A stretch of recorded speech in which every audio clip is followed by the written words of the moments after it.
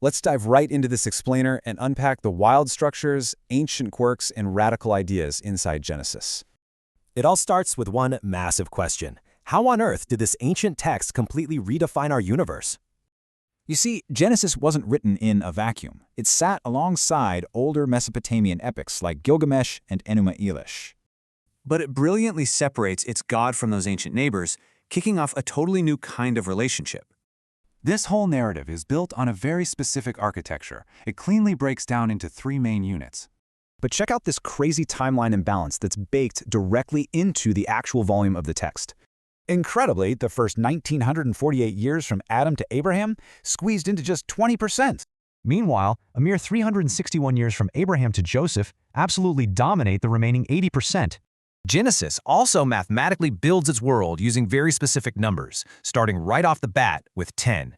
Notice the exactness here. 10 narrative sections, 10 names and genealogies, and exactly 10 specific Canaanite ethnicities.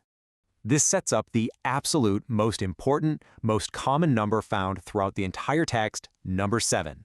7 words in the opening, 7 creation days, 7 promises, and yep, 7 years of famine. Beyond numbers, it's packed with ancient legal oddities. Think oral property purchases and totally unique inheritance rights. There's even a uniquely bizarre legal oath performed through a very specific gesture, swearing under the thigh.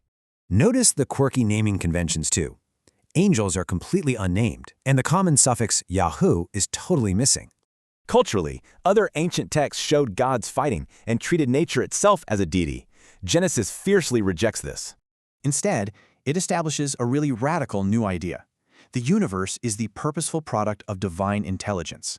This introduces a new kind of God who creates from absolutely nothing, is completely independent, and remains supreme. While humanity is granted free will, this worldview insists that it comes with inescapable, deep moral accountability. So, with a divine promise of territory finally set, how does this perfectly stage the upcoming Exodus?